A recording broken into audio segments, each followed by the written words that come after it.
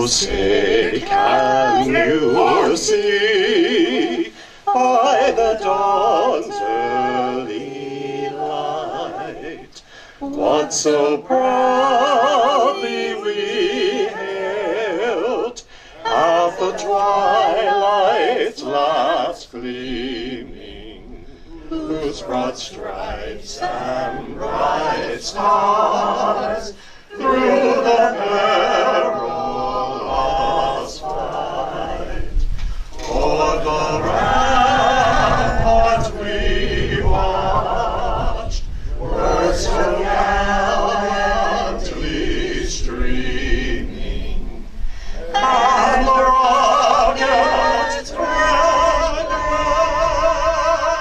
bombs bursting in air gave proof through the night that our flag was still there. Oh, say does that star-spangled banner yet wave o'er the land of the free and the home of the brave.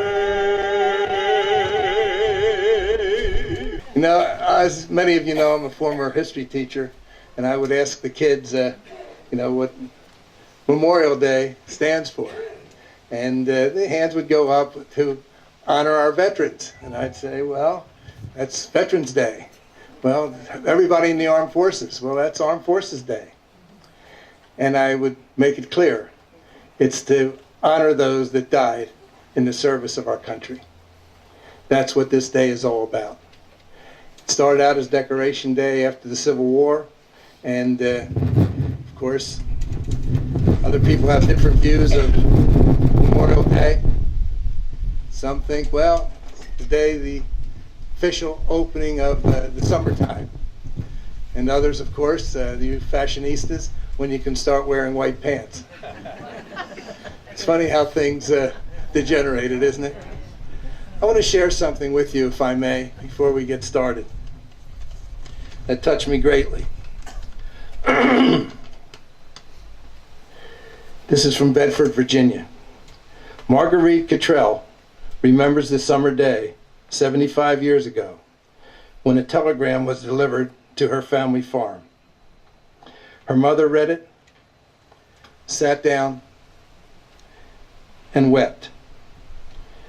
Cottrell's older brother John had been killed in the D-Day invasion. I knew something bad had happened, said Cottrell, who was only 4 at the time. She remembers her mother telling her,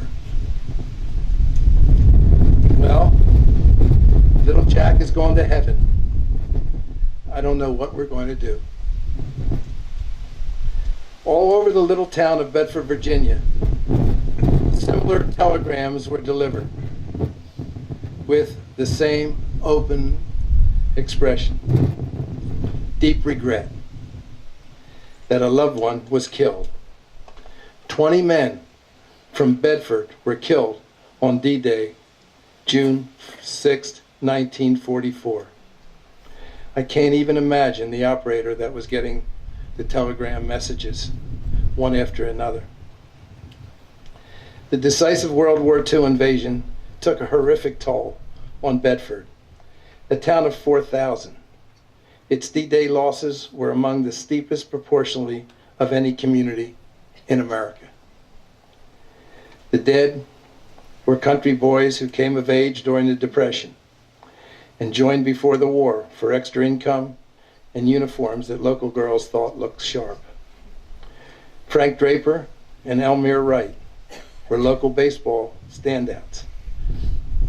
Wallace Carter worked at the town's pool hall. Earl Parker left behind a young bride and a daughter he never got to meet. Twins, Ray and Roy Stevens, helped to run a farm. Hoped to run a farm after the war. Their time in combat was short. Bedford soldiers were wiped out by Nazi machine guns within minutes after their landing craft hit the sand. They were waiting for us. The minute the ramp went down, they opened up, said Alicia Ray Nance, one of the few Bedford boys who survived the deadly beach landing. In 1996, Congress designated a plot of land next to Bedford as the site of the National D-Day Memorial, a monument to the more than 4,000 Allied troops who gave their lives in that battle. When people come here, it's important to see the town as the monument. President George W. Bush said at the 2001 ceremony dedicating the memorial, "This is the place they left behind." Let's all try to remember that when we put on our white pants after Memorial Day. It has great meaning, and far greater meaning for so many of us. And may God bless and keep them all. Good afternoon. It's my pleasure to be here. I'd like to start off by thanking County Executive Levinson, Chairwoman Gatto, the rest of the Board of Freeholders for holding this event and inviting me to be a part of this wonderful ceremony today. It's wonderful to see so many of my fellow Atlantic County residents here memorializing a very special holiday for all of us. I'd like to also welcome Congressman Van Drew and our other elected representatives and VIPs who are in attendance today. Wonderful to see so many folks come out. Great job by the Honor Guard and the Bagpipe Corps. Thank you for your wonderful efforts, beautiful music, and amazing tributes, as well as their precision. Of course, I'd also like to welcome all veterans and all family members of veterans, live or deceased. Thank you all for being here. On this Memorial Day, as County Executive Levinson mentioned, we are memorializing, remembering, and honoring those who gave their lives in service to the United States. We also mark the day by honoring all veterans and active service members who have answered the call to duty. And I would add that we are also honoring those among us who have lost loved ones who were serving their country. These are the families whose sacrifice is so great as to be almost indescribable, and yet it is a sacrifice that often goes unmentioned. Until the mid-1980s, Memorial Day events like this one were on decline in many American towns. President Ronald Reagan helped to revive the practice of observing a day of remembrance.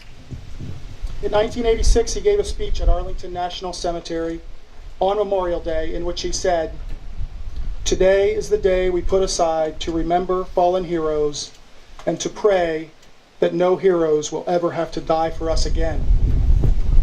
It's a day of thanks for the valor of others, a day to remember the splendor of America and those of her children who rest in this cemetery and others. It's a day to be with the family and remember." I think President Reagan encapsulated the purpose of this national holiday as well as any leader could. But let us not forget that for many veterans who lost friends and comrades in battle with the enemy, or to military accidents or injury, or simply because of poor planning or ineffective leadership, and also for many families of our fallen heroes, this day could be perceived as a meager representation of a nation's thankfulness. Allow me to quote a former Marine who fought in World War II at Guadalcanal and Okinawa, and wrote in 1987, "It is possible for me to loathe war, and with reason, yet still honor the brave men, many of them boys really, who fought with me and died beside me. I have been haunted by their loss these 42 years, and I shall mourn them until my own death releases me. It does not seem too much to ask that they be remembered on one day each year." Today is a day to complement what service and sacrifice mean to each of us, and perhaps to ask ourselves, what would we say? What would you say to someone who sacrificed their life for our nation? if you could reach across the void and make yourself heard, what would you say to them? Early in my Air Force career, I flew cargo jets, and very occasionally we would be ordered to carry the remains of fallen U.S. service members back from overseas to the U.S. Seeing those flag-draped coffins being loaded on my aircraft, my thoughts went naturally to the families who had lost a loved one, who waited back in the States to receive this metal box. I remember a long flight, night flight across the Atlantic, when I left the cockpit for a few moments to walk back to the cargo compartment. I stood there on the cold aluminum floor, looking at 3 caskets loaded and secured carefully under the watchful eyes of my loadmaster. As a young man at the time, I thought of sacrifice, but I also thought almost exclusively of the living and the huge cost to those waiting at home. Now, perhaps because I am older, I think of that night and I feel a stronger bond with the fallen heroes I carried home. It is a bond built on gratitude. So I would say thanks if those fallen heroes could hear me now. What would you say? I was privileged to lead the men and women of our armed services as an officer in the United States Air Force for 31 years. It is difficult to describe the pride and esteem coupled with an immense sense of responsibility that arises when you are put in charge of men and women serving in uniform, especially when you see their own sense of pride in a job well done and their patriotism displayed in their tireless efforts, their attention to detail, and their readiness to complete the mission, no matter how difficult or desperate. When I was deployed to Southwest Asia, many times I saw the young faces of our service members who were away from their homes and their families, unsure about the future, scared that their commitment might be tested, and most of all, eager to do their best and get home safely. Were some of these young service members wondering about how they would respond if put to the test? Would they have the courage, the fortitude, and the commitment to give all if the situation required it? Would they meet the standards set by so many generations of American heroes who had worn this nation's uniform and made the ultimate sacrifice? Yes, most of them were young. At least they seem young to me. I was in my late 40s by the time I finished my last combat deployment. And seeing those young people so far from home in a desolate, unwelcoming land, many times I could not help but think to myself, we've got to get these kids home. Most of them returned home safely. Some of them did not. Like many of you, I have toured the American military cemeteries of Europe. I have surveyed the fields of white crosses and stars in Arlington. I've walked the pastures of Valley Forge and pondered the enormity of loss at Gettysburg. I've been to other battlefields and cemeteries where our fallen military members found their final resting places. Thousands of grave sites, hundreds of memorials, still so many prisoners of war and missing in action, service members unaccounted for. To be honest, it can be draining, more than draining. Let's take the Civil War as an example. It is almost impossible to imagine the loss this country endured during the years 1861 to 1865. Starting the war with 1/10 of our current population, America lost more than 600,000 on both sides of that bloody struggle.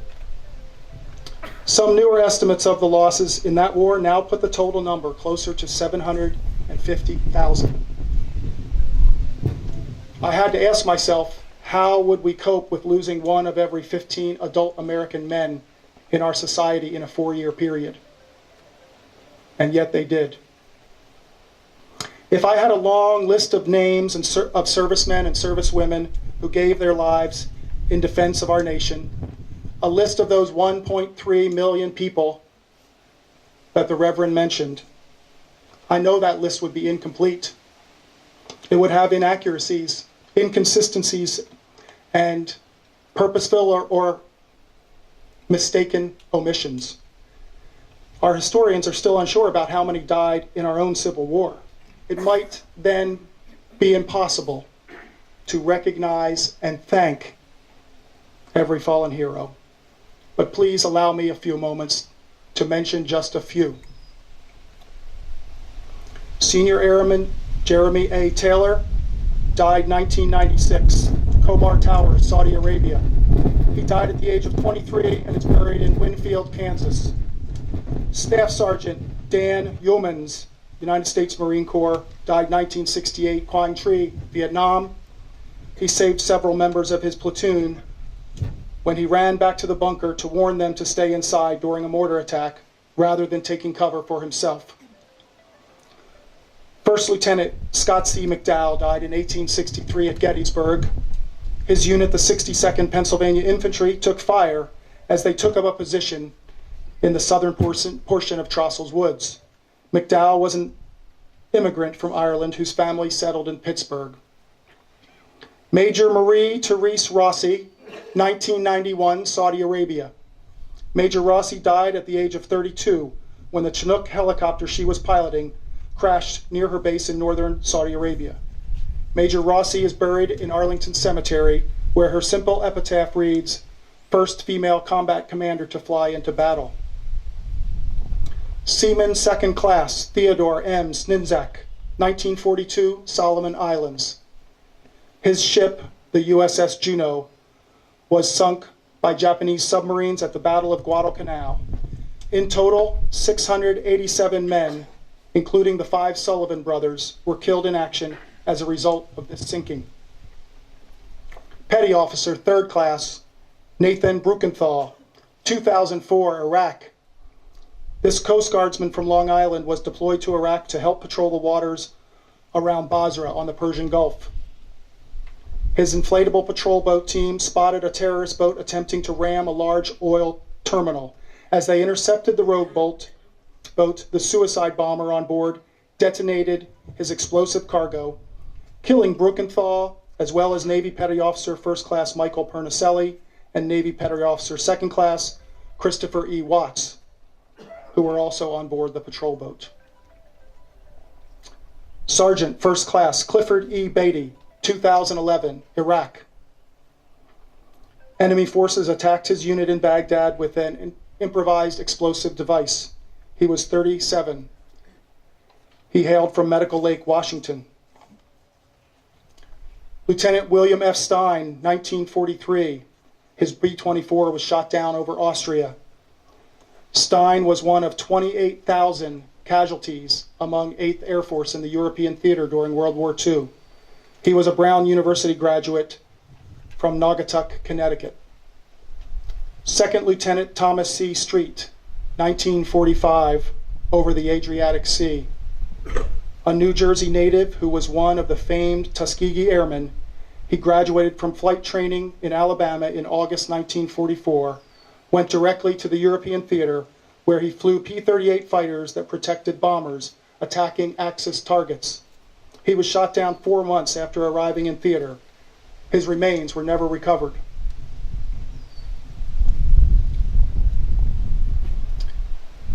Each and every one of us who takes an oath to defend the Constitution of the United States and wears the military uniform of this nation is encumbered with the requirement, the duty to fight the enemy under lawful orders, even to the point of giving our own lives in defense of our nation.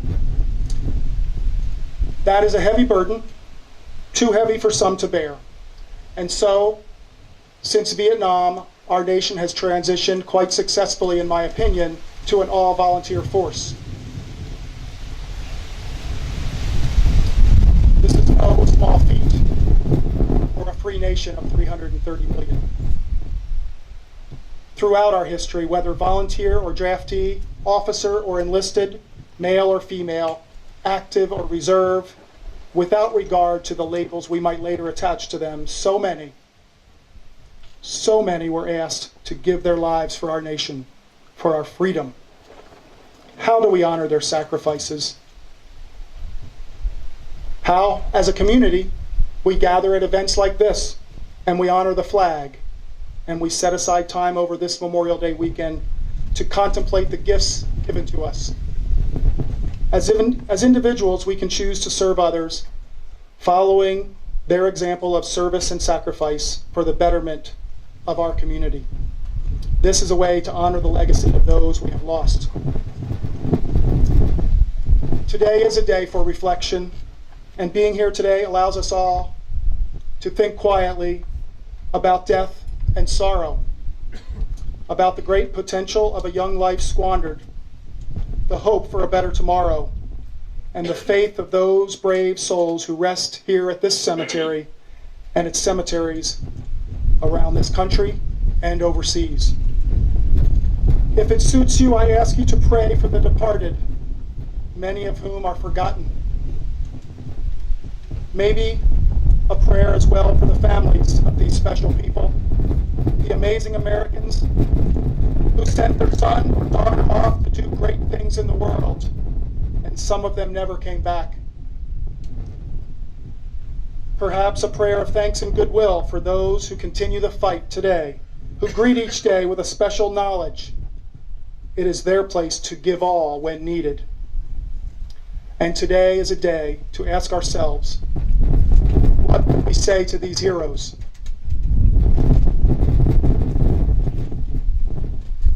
I would offer them a salute. The salute is not a sign of deference to a senior officer, but a sign of respect among military members. While I wore the uniform of an active duty general officer, I would make a point to look each person whose salute I returned directly in the eye. I would want them to see the respect and admiration I hold for them in my expression and in my salute. I would want them to understand that I consider us both members of a special federation, the small group of Americans who made the choice to serve and to give up everything should the mission require it. Our fallen heroes are not here today to receive my salute, so instead I will salute the flag. To me, the red in our beautiful flag will always signify the blood of all those who died or were injured fighting for America, and the white will always stand for the purity and faith of those who choose to serve.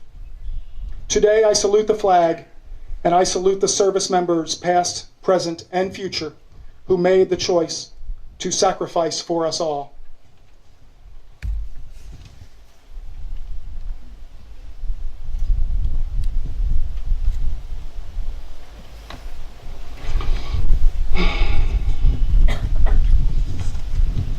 I know what I would say to them if I could. I would say, you hold our gratitude forever, our admiration, our earnest understanding of your sacrifice, and we are humbled. But what would they say to us? The hardest part is that we'll never know what they would say. Their voices are forever silenced.